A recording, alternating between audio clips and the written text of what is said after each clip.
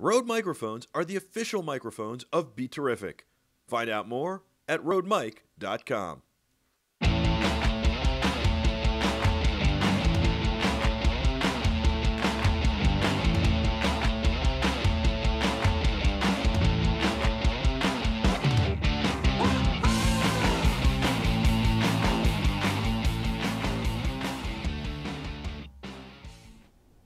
Welcome to the Michael Artsis Show. I'm Michael Artsis. Thanks so much for joining us. You're the Terrifics. You make BeTerrific special. Reach out to us on social media at BeTerrific TV.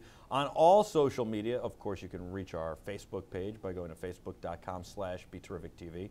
And all our archives go to BeTerrific.com and our YouTube page, youtube.com/BeTerrificTV. Don't forget that you can join us in the Slack chat. It's us, you, and the rest of the Terrifics in the Slack chat 24 hours a day just by going to BeTerrific.com/Slack, sending us your name and email, and we will send you an invite to keep the conversation going 24 hours. When we're on air, read your questions, comments on air, and many times sneak them to our guests. All right, you've noticed that I am wearing these crazy Aftershocks that are bright and fun. Well, you've seen them before because we've had Bruce from Aftershocks on, and I told him I think I could make my whole setup here wireless. And so I bought a little $20 transmitter, Bluetooth transmitter, synced it with this headset, and guess what? Completely wireless. I can hear the control room, I can hear the guests, wireless mic, wireless headset. Woo! Check that out. You got to go to aftershocks.com to check out more. We love the Aftershocks. They're amazing. So they're bone-conducting headphones, and they're Bluetooth, and I'm wearing them. I'm rocking them. On set, I'm loving it. And I just remembered I was so excited to wear them today, I forgot to put my makeup on. So you see this nice zit here, there, right there. Anyway, hope you guys are doing well. I hope you enjoyed the coverage from the John Stark Celebrity Golf Classic yesterday. What an amazing event. We interviewed so many great people. The archives will go up if you missed anything. But Larry Holmes, champ Larry Holmes, wow, he was amazing. We had Kevin Sorbo on. That was unbelievable. We had just a list of people that went on forever. Debbie Dunning, that was unbelievable. She was the second Tool Time girl on Home Improvement, and we got a lot of great stories out of all these people. But the bottom line was it was all to raise money for a good cause, and last night they got the biggest raffle prize I've ever seen, $21,000 for an auction item. Auction, not raffle, sorry. The auction item, are you ready for this? You and Derek Jeter play golf. You and Derek Jeter, nobody else. It went for $21,000. But you get 4 hours with Derek Jeter alone. I would have loved to have done that as a BeTerrific event. Can you imagine? I don't think Jeter would have let me bring a camera, though. It would have been like, that's another $21,000. No, just kidding. What a cool sport Jeter is to offer himself up to be like basically locked or locked with another person for 4 hours of golf. And what if they're really bad? Like, if I won that, he would have the most miserable round of golf in his life. Not only would I not shut up, but he'd have to freaking like wait for me because I'm so bad. The score would be like, he probably, I imagine, is like a par golfer. Maybe he's a little bit better, but he'd have like 72. I'd have 172. I can hit, but I can't putt. And we did some cool things with the 360 virtual reality camera and everything too. We'll get that stuff up for you guys as well. BeTerrific.com for everything. And check out the Aftershocks, aftershocks.com. No C, no Z. I mean, no C, one Z, no S. Aftershocks.com. They're super cool, and they've got an Indiegogo going on for their newest headset, which is titanium. Titanium. Speaking of titanium, which is an amazing metal, it makes me think of like all this futuristic stuff and all this sci-fi stuff. We've got an amazing guy joining us today. He's been on before. He's a great writer, and the really interesting thing about him is that he's a cross-genre writer, which means he writes for all sorts of different genres, which I got to ask him about because I don't know how he does that. He also writes for television. What? Yes, and he's currently working on Heroes Reborn. My wife loved Heroes. I thought it was a great series. My wife loved it. Save the Cheerleader, Save the World. Peter J. Wacks is joining us. Peter, thank you so much. You also are the editor-in-chief for WordFire Press, and I love those guys and you guys. And I just got actually Kevin J. Anderson's new book today came in the mail. Hi, thanks for having me on, and hi again to the Terrifics. It's nice to see you again. they're loving you. They're happy to see you, and we got such great feedback on your last interview. So I'm glad you said hello to them. I love when people say hi to the Terrifics. I think it's really important. What is it like working on? Well, first of all, what is it like being a cross-genre guy? Because I would think that being a cross-genre guy would be really hard. You have to be able to write sci-fi and this and that and all sorts of different things, and kind of, especially because you guys write like 3 things or 4 things at once, and then you're editing too. I mean, your brain's got to be like. Yeah, you know, imagine like throwing your entire closet onto the middle of the floor behind you. That's kind of what it's like to write sometimes when you're moving through genres. It's like there's just a giant pile of random stuff, and yeah, you got to work through it. But the reason and the why of why you would do something like that is I love Thai food. All right, I love my Penang curry. I love going out and getting pad Thai, but I don't want to eat it every night. Same thing with telling stories. I don't want to tell the same story, the same genre every night. I want to go out and explore all these different wonderful stories and all these different settings and these different techniques that you can use in different settings. And I would drive myself crazy if I tried to stick to just one thing. You know, I can completely understand that, and I'll tell you why. Because, like, a lot of people say to me all the time, why don't you, or why haven't you in your career just focused on sports, or just focused on tech, or just focused on one thing? And I think I can trace it back to the first time I covered a sporting event. It was the New York Mets taking on the Atlanta Braves. John Rocker had said some not so nice words about the New York Mets and actually New York fans, and he was going to ride the 7 train to Shea Stadium. And I remember sitting there. It was the first time I'd ever covered a sporting event, and I remember sitting there at the end of the night, and the writers were filing their stories, and I filed my story, and I was taking it all in, and I remember thinking, wow, this stinks. The Mets are getting on the road tomorrow, and all these guys are packing and going and doing this, and it literally is the same thing tomorrow night, and just in a different city. And I was like, I don't think I want to do that every night for the rest of my life. And I think I had thought it up until that point, like that could be a cool way to go with my career. And I wanted to do different stuff, and so I totally relate to that. And I love interviewing Larry Holmes, and then interviewing Debbie Dunning, and then interviewing you, which I couldn't do if I just did a sports show, or I just did a tech show, or I just did a business show. And so I think it's great. And we have shows here that are just sports shows or just video game shows, and that's terrific as well. But I don't like to be limited. I'm kind of all over the place. Yeah, absolutely. There's so much amazing stuff in the world. It's fun to get to taste it all, you know? Yes, absolutely. I like how you said it, though. Like, you like Thai food, but you also like Indian food, and you also like Italian food. And why would you want to eat just Thai food every night when you could eat all sorts of different stuff? But talk about Heroes Reborn. I think that's an amazing project to work on. How did you get hooked up with that? Uh, luck, hard work, and more luck. Um, so I manage Kevin J. Anderson's press. He was on your show talking to the Terrifics just a couple days ago, if I recall, last week. Yep. And he was brought in to write a novella to tie into the new series, to Heroes Reborn, which launches on September 24th, just a couple days, and we're going to get to see it. Looking forward to it. It's going to be awesome. So when Kevin was trying to figure out his writing schedule, he was realizing that he was a little overbooked, and he said, I realize it's a long shot, but shoot your resume over to me and let's see what NBC says, and maybe we can co-author this thing. I shot over my resume, and about 12 hours later, they sent back a message saying, we would love to have Peter involved in this also. Wow. So a huge thank you to Kevin for even thinking to involve me. But part of it was to get some of that work off of his plate, because I am super ridiculously busy, but that man goes nonstop. And you guys both travel like crazy. You're all over the place, right? I mean, you just came back from a couple of cons, and you're doing a couple more. I mean, and him too. Oh yeah, absolutely. I got back from Portland about 36 hours ago, and later tonight I'm leaving for Salt Lake. Wow. And That's Kevin was insane. at both also.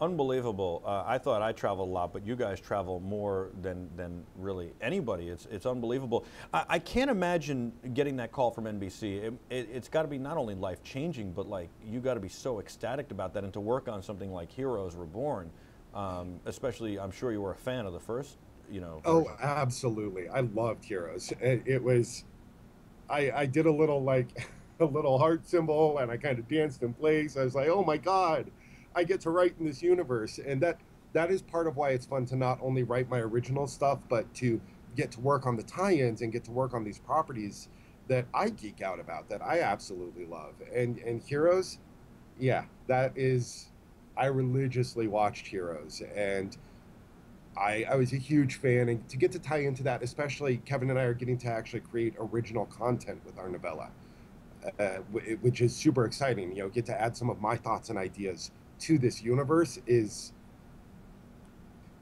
I'm a little melty pile of writer. I, I can only imagine. I think it's amazing, and congratulations. I think that, for me, it blows my mind that, Kevin would be so nice too. Like, there are so many people who are not like that in this world, especially in showbiz, right? There are so many people that feel like, well, if I tell them they should work with this guy or work with this guy too, then they start liking his work better. The next time they're going to call him and cut me out. And so for him to be able to do that is big. I really commend him on that, and I think it's amazing. Kevin is nothing if not loyal to the people around him. He is absolutely amazing. He has so many young writers that he mentors, that he brings up. Uh, it's not just me, acting in the capacity of his protege and young co-author and managing his press. It's There are dozens and dozens of writers that he is helping up. One of the groups alone that identify themselves as the tribe. They're from his Superstars writing seminars. That's a couple hundred people, and they're all just super active, super helping each other. Kevin looks out for them, tries to make opportunities for them, and that's just it's the guy he is. Yeah. September 24th on NBC. Can you give us any tips, hints, anything, any details at all? I mean, we are the Terrifics, and you do love us. I do. I do. All right.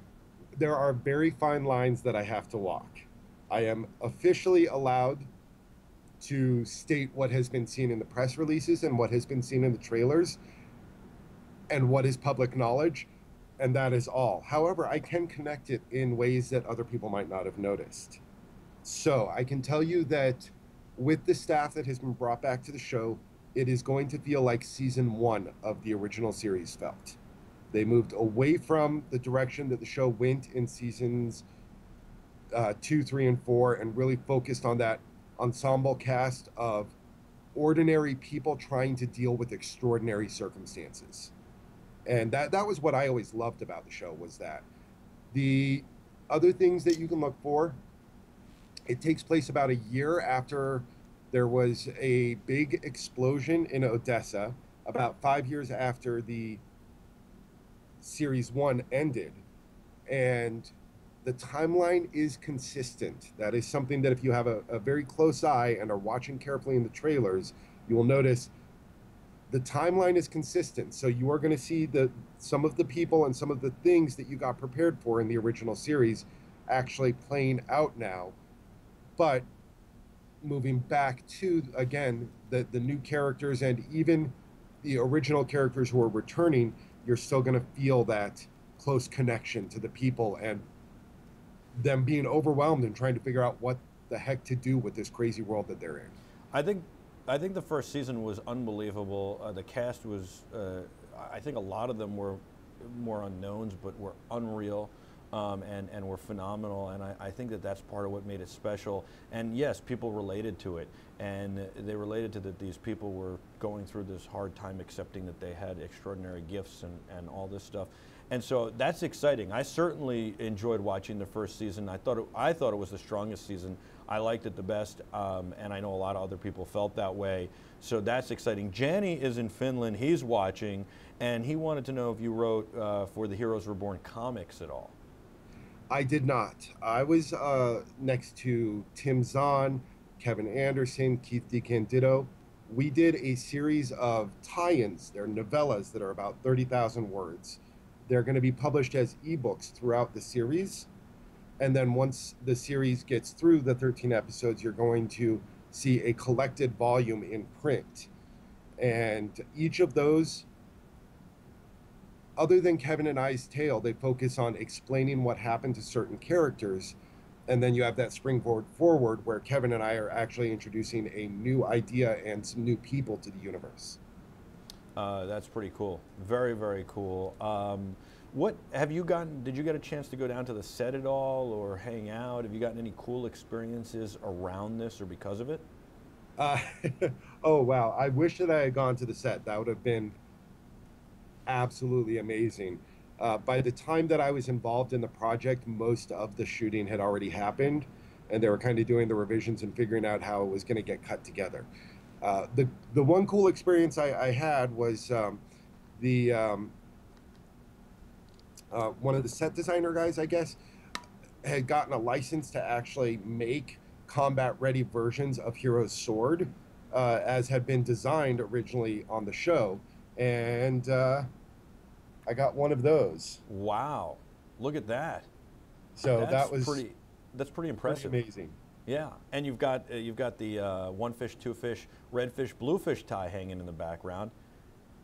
It was, since I did not wear the tie, I felt a little bit bad about wearing a collarless shirt, because we had so much fun with the ties last time. I wanted to at least throw the shout out I to love it. last time I was on. And I love it, but I also like the collarless shirt. I should try one of those, see if I could rock that look. I don't think I could. It's very, it's coming back, but it's very, I think Tom Cruise, was it Cocktail? Was that the one where, or was it, it wasn't The Color of Money that shirt he made popular in, I don't think, but it was definitely a very 1980s Tom Cruise look, or early 90s, late 80s, and it became very popular, and then it went away, and now it's coming back, and of course it's very Asian as well, and ties in well with, of course, Heroes. yes, yeah, Hiro Nakamura. Uh, no, you know, when I think of these shirts, and when I've always thought of these shirts, I've always thought of 1980s and 90s, how the way that every single villain had the spiky bleach blonde hair, the goatee, and the collarless shirt. You know, that was the image that was always in my head from the 80s and 90s. So I guess I was going for a little bit of a villain look. You bring up an excellent point. That is the villain in every 1980s and early 90s. Absolutely. Wow, I didn't even realize that. But I'm thinking now of a couple of Steven Seagal movies. Even I think like what were those movies? Above the Law, and wasn't it Above the Law? Oh, way back when it was, yeah, everything he started his career with, oh, the one on the ship, yeah, there's a bunch of them. Well, that was Under Siege, but even before then, it was like Above the Law, and oh my God, what were those movies where he was a one-man vigilante wrecking crew, and he was thin. I don't know. Oh, yeah, right. That was a long time ago. Janny also loves I forget what it's called, but the police booth that you have behind you from Doctor Oh, the Who. TARDIS. Yes.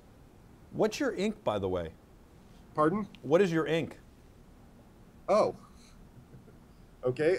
Well, let's see if I can get this so that the camera can see it. I love it. I couldn't even make it easy for you. Nope. It is a here. There we go.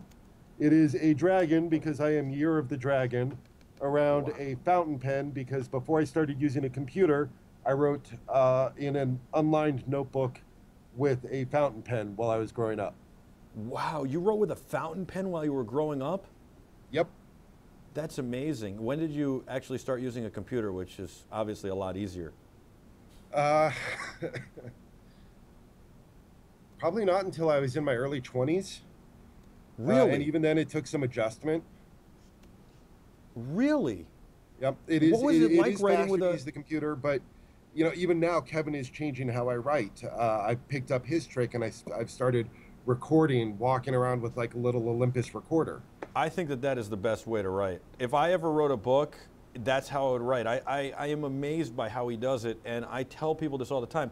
You know, because I've had people come to me, and they want, and a lot of celebrities and stuff have come to us and said, hey, can you interview me about my life, that I can give this to a ghostwriter and they can turn it into my life story, and I want to do this really in-depth interview, but I don't want this to air ever. I just want to record it, single camera, nothing fancy, just get the audio and get it to somebody. We'll have it transcribed, and then they'll turn it into, you know, a book.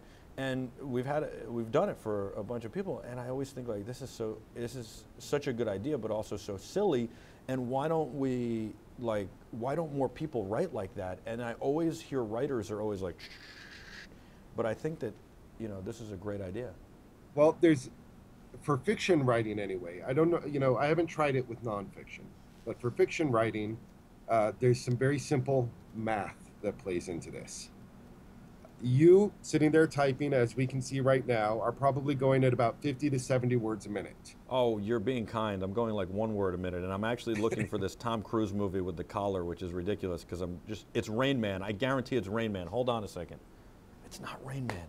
Oh my God, he's in this gray sports coat, and I think it's a white, maybe it's a black shirt like that. I can't, it's driving me nuts. I see it in my head. All right. Anyway.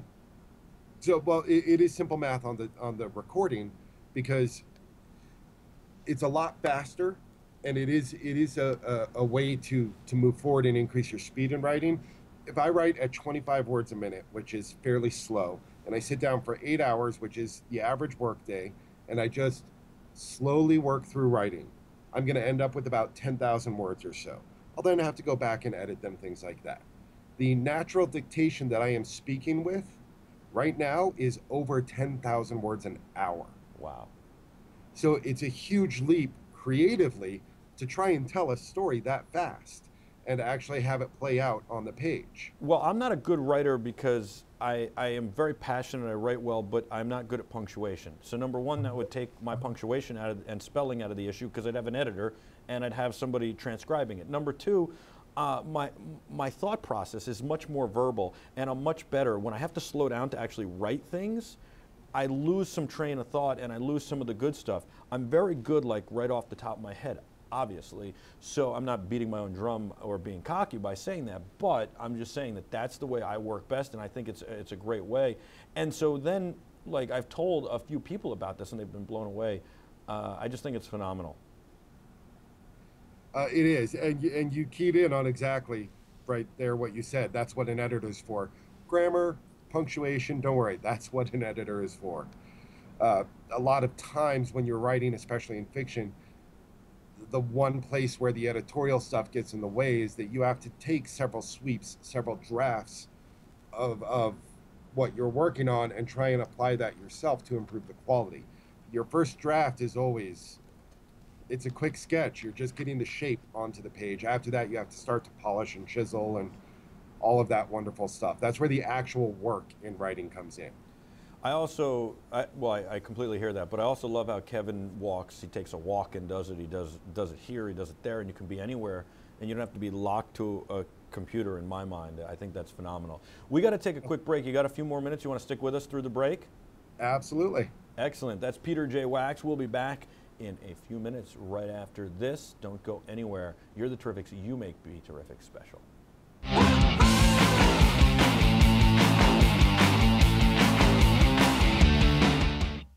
Rode microphones are the official microphones of BeTerrific. Find out more at rodemic.com.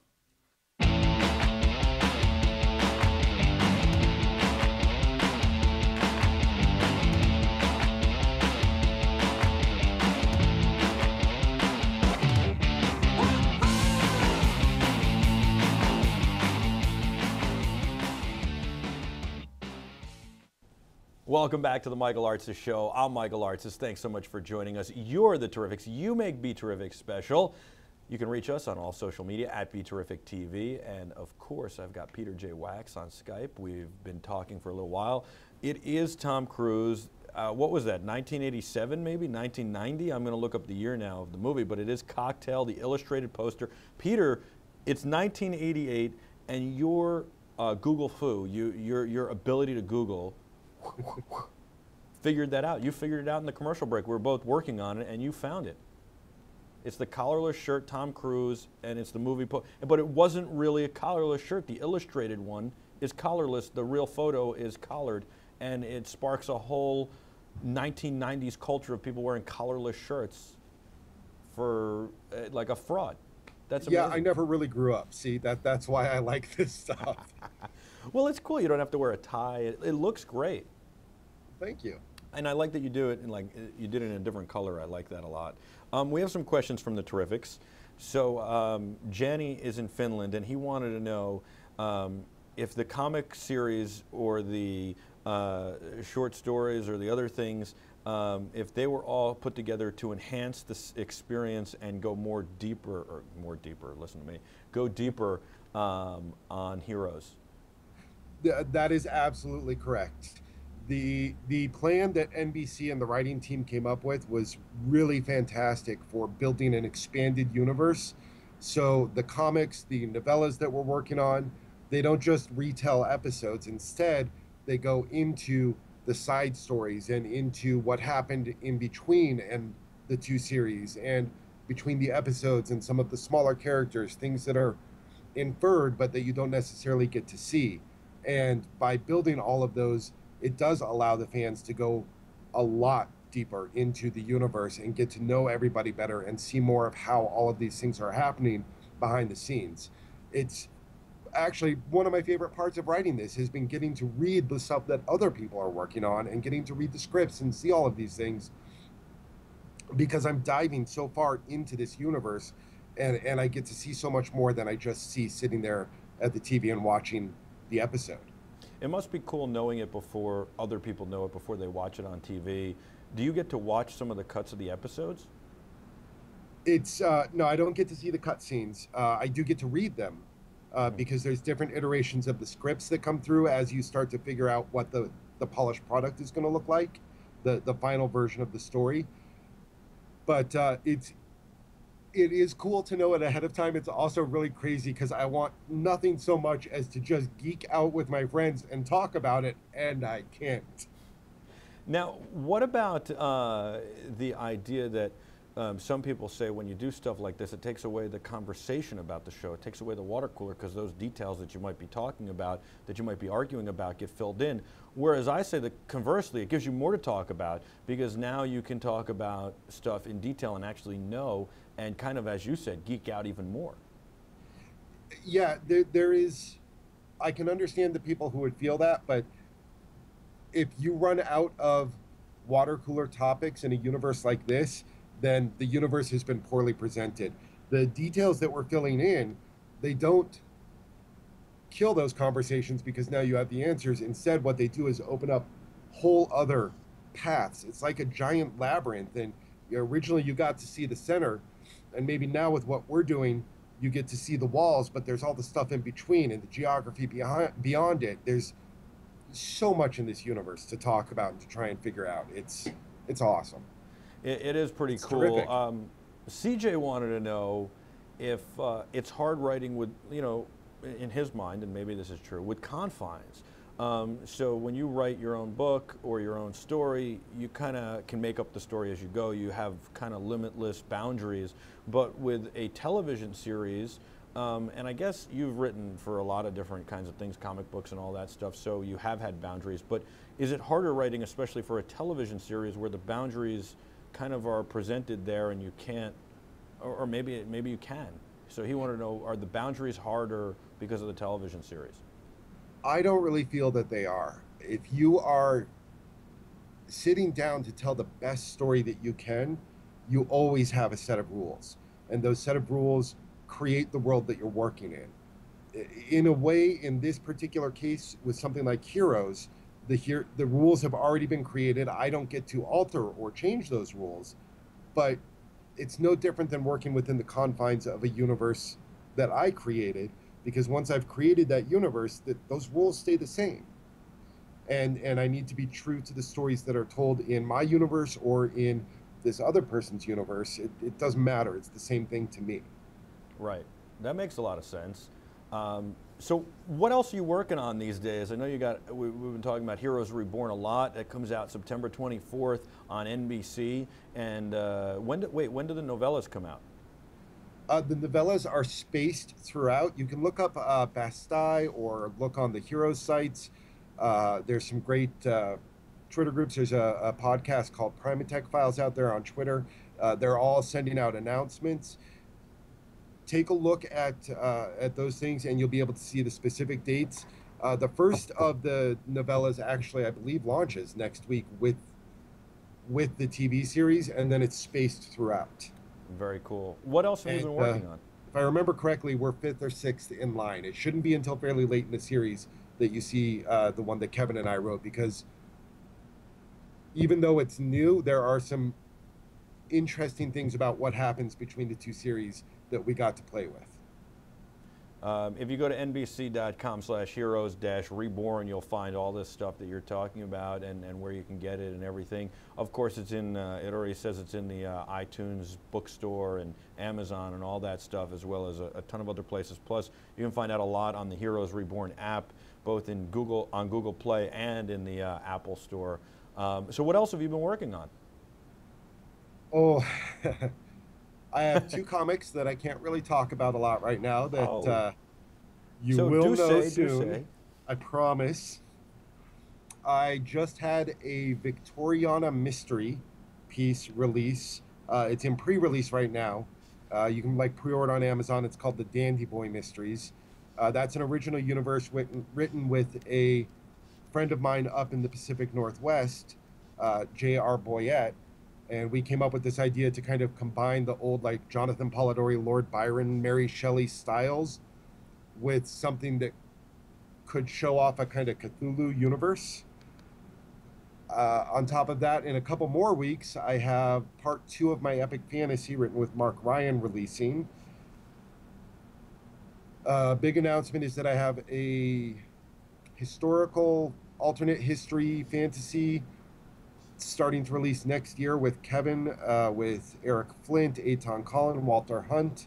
And then I'm going to have a really big announcement for you soon about an urban fantasy series called the Stone Cold Case Files. That is a project that I've been putting together for a few years now. That sounds very interesting. I can only imagine what it's like when you work on something for a few years and it comes to the light of day finally after so much time. Especially, in what we do, we do it on a daily basis pretty much. It's out there once it's done.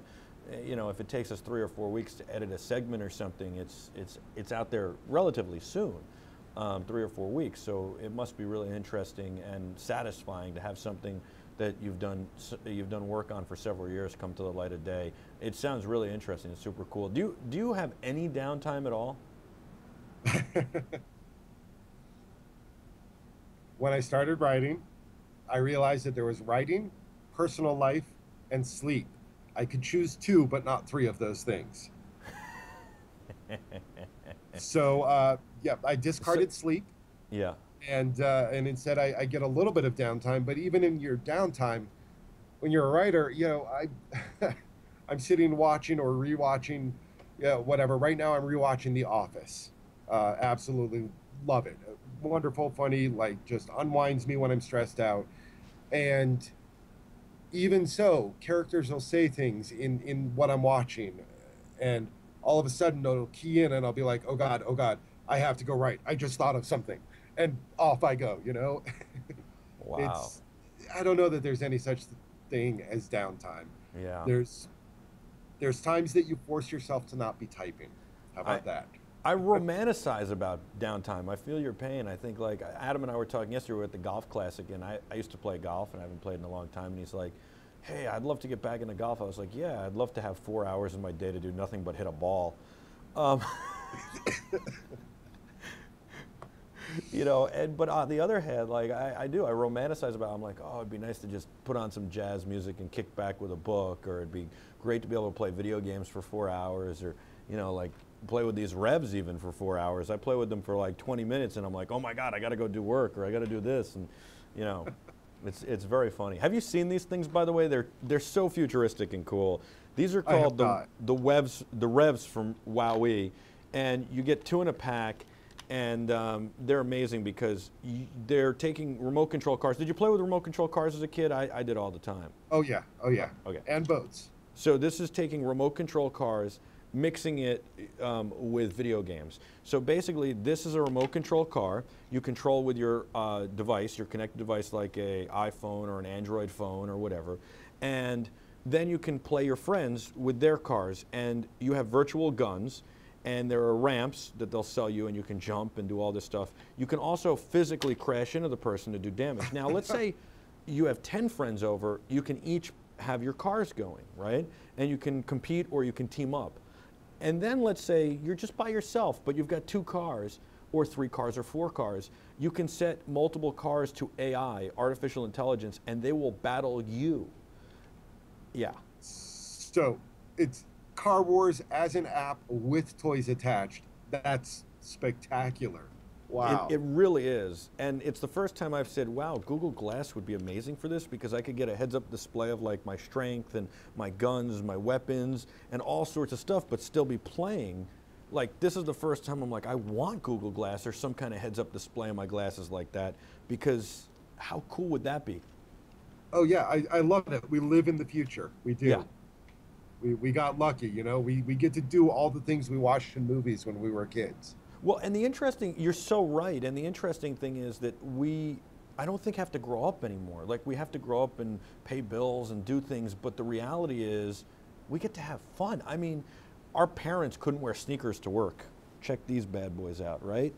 There's no way they could get away with that. Our parents couldn't come home, you know, I mean, I play with my son too, and don't get me wrong, but our parents couldn't come home and play with these and that be accepted, or play video games. We can do all this stuff and continue to geek out, and I think that is like the coolest part of the whole thing. Is these aren't just for 8-year-olds, 12-year-olds, 15-year-olds, 17-year-olds. We can have a lot of fun. We have more fun than anybody with these things. So I just think that that's the coolest part. Absolutely. That's why I'm a writer, because I get to do that. I get to sit down and have fun and play with worlds and tinker with stuff all day, every day. It is pretty cool. The other thing I see for Google Glass, and I tried Google Glass and it was very like disorientating, and I know they'll make it better. But the other thing is, like, I have my show notes. I'm constantly like, shh. It'd be great to have my show notes right here so I could continue to look at the camera, and then occasionally when I want to talk to the Terrifics or communicate with them, I could look over here for messages, or at least I'd know they were coming up too. Or maybe I wouldn't even have to look here now I'm thinking about it. You could have, it could pop up and say, you know, Jenny just said that he wants to get NHL 16 because he can play that for 4 hours, and he wants a Halo lens because that would be better. And it would just pop up in the glass, and I could still look at the camera, and I could still see you. That'd be amazing. See that? Yeah, that would be fantastic. I'm waiting for the contact lenses. I'm excited about the idea of heads-up displays inside of contact lenses. You think that's possible? So Blade Runner, of course it's possible. It can't not be possible. Have you played with virtual reality at all? We're starting to get into this 360 video, and we did one with the Back to the Future cars. We went and met Bill and Patrick Shea, and we did a live stream from their house, their garage. They've got the Back to the Future DeLorean that was in part 3. They've got the Toyota truck from part 2 and 3, the actual truck. It's the only one that exists. They have the Volkswagen microbus, or transporter they called it back then. That was the model of that. And they've got a tribute car from the movie, like exact to the specifications, done by Barris. They have it in you have to watch this video. I have to send it to you now. Yes, please send me the link. So this is the coolest thing. I'm going to put you in the DeLorean, and if you have one of these virtual reality headsets, maybe Kevin can run this in, Greg, or TJ. We've got a virtual reality headset. You can slip your phone into it, and you can put it on your head. It's like $31 on Amazon, and then you can literally be in the DeLorean. When you turn your head, you'll be looking at Doc, and when you turn your head, you know, up, you'll be looking at the lights up top, and when you turn around, you'll see the flux capacitor. That's what we did. We took have you seen any of this 360 video or virtual reality stuff? Not for, I've seen Gen 1 stuff from like 10 years ago. I haven't gotten to play with it recently. The hyper reality and virtual reality, I know we're making strides in being able to break the latency that used to be the big issue. I mean, that was why virtual reality was an impossibility originally, was latency, right? What do you do when my frame rate doesn't match your frame rate? We crash the system. But I know that we're beating that, and I'm excited to see what happens. Have you played with hyper reality a lot? No, I haven't, not at all. Actually, do you have a few more minutes? Because we got to take a quick break, but I'd love to talk about all of this. It's super cool. We could totally geek out for a few more minutes. Absolutely, absolutely. I am yours. We're going to take a quick break. When we come back, we'll have a lot more with Peter J. Wacks right after this on the Michael Artsis Show. You're the Terrifics. You make BeTerrific special. Don't go anywhere. Virtual reality, hyper reality coming up.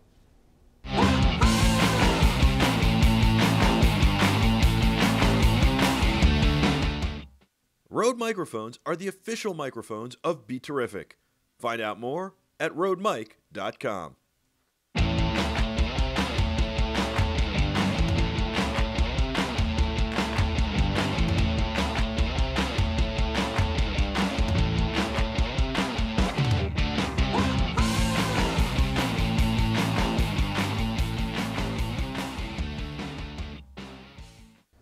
Welcome back to the Michael Artsis Show. I'm Michael Artsis. Thanks so much for joining us. You are the Terrifics. You make BeTerrific special. We got Peter J. Wacks joining us, talking about Heroes Reborn, his newest project. He's got a million other projects. You also got to go to wordfirepress.com as well. And we're getting into talking about like fun stuff. We're geeking out. And hopefully we'll see a lot of fun stuff when we do Get Geeked in a few weeks in New York City. We'll be live from Get Geeked. You got to check that out. That is October 15th. We'll also be live from Comic-Con, October 8th to 11th. And of course, we'll be at a whole lot more after that and before it. We'll also be at CES Unveiled. Yesterday, we were at the John Starks Celebrity Golf Classic in Greenwich, Connecticut. So check out BeTerrific.com if you missed some of that stuff. This is the VR headset I was talking about with Peter. You take your phone, this is 31 bucks on Amazon, you take your phone, you put it in there, whether it's a Samsung or a Droid or whatever it is, or an iPhone, you put it in there, mine's an iPhone, you plop it in, you watch your 360 video, you put this on your head, and it's just like an Oculus Rift, maybe not quite as nice, or a VR gear from Samsung, but it gets the job done. It's super cool, especially if you just want to check it out, try it out. It's called the VR Box on Amazon, you can find it. So you've checked out, or you will check out, Peter, our Back to the Future video, and I can't wait to have you tell us what you think of it when you watch it, because I'm excited about that. I think it'll blow your mind. You were talking about hyper reality. What is that? Yep. Hyper reality is also called augmented reality. Okay. It's moving up, I think, in what phones can do to take that virtual reality and have it interact with what's actually around us. So the first time I ever saw augmented reality, this guy built a model of a TARDIS, of the phone booth, and he ran his phone over the front doors of it while he's holding this in his hand, and he runs his phone over it, and he's like tilting his phone around, and you can see the full giant interior. Wow. Only through his phone, because when he opens it in our reality, it's just, you know, a black and white screen. Sure. But being able to grab objects out of what's around us and start to layer the virtual reality stuff so that it's a combination of both, it's amazing. That's actually the basis of the new the new phone-based Pokemon app, where you're a trainer, and if you're near someone else who is a Pokemon trainer, you can actually set your phones to battle the Pokemon against each other, and you can watch the battle, but the rest of what you see is the street around you. Wow, that's pretty amazing. I love where the technology is going. Are you writing some of it into your stories, or are you trying to think like even further ahead of that? I'm trying to think a little bit further ahead of the curve, which is why I jumped straight to hyper reality. There's a game that I got lucky enough to work on called Interface Zero 2.0, which is part of the Savage Worlds role-playing system, and it is a cyberpunk game.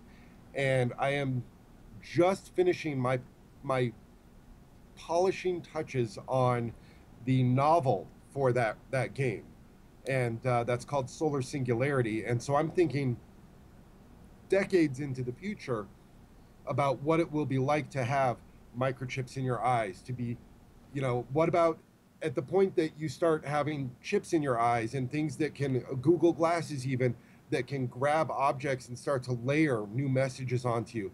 Like Minority Report, where it scans for your eyes and holographically projects the advertisement for you. When you start to get to that level, think about what's going to happen with spam filters, so that you're not driven mad by the layers and layers of messages just trying to walk down the street. That's the type of stuff that I'm trying to get into what we're going to have to do as a culture to cope with this type of stuff as generation after generation grows up more and more used to it.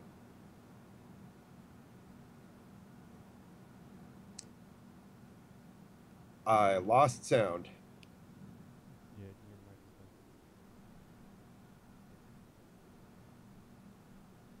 There we go.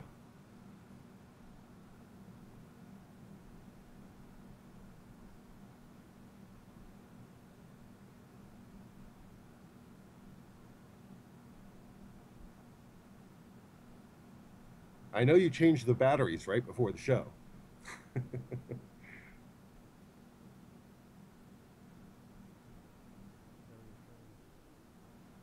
It is.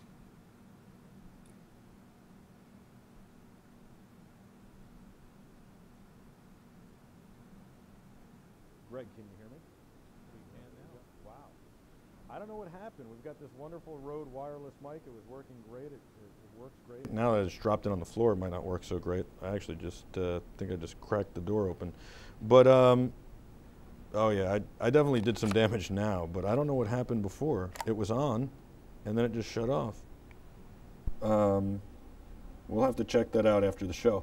Anyway, so yeah, what I was saying is that's pretty amazing, and I love that you're doing all that stuff and you're thinking into the future. You're talking about eye implants. Gee whiz, Greg sent me already that they developed a company called Occuments Technology Corp. Claims to have developed a painless 8-minute procedure that would make your vision supposedly 3 times better than 20/20. The bionic lenses would give you even better. Would give you even 100-year-olds better vision, better than currently anything that they can get, which is pretty amazing. You said you want the contacts that have the heads-up display. I love contacts. Contacts I'd be okay with, but as far as you know, changing the lenses of my eyes and stuff, I don't know if I want that. I've never gone for the LASIK because I think I'd be the guy who's the one in a million who has a problem and goes blind. Well, you know, I've always loved the ideas of the contact lenses. Last time we were on, we talked about my time travel book, Second Paradigm. One of the technologies that I played with in that was the idea of contact lenses that had the heads-up displays. Although in the case of that book, they were analyzing like time shifts and things like that. But yeah. Is it hard to write a time travel book without the DeLorean? Because like, I know you love the DeLorean. I love the DeLorean so much.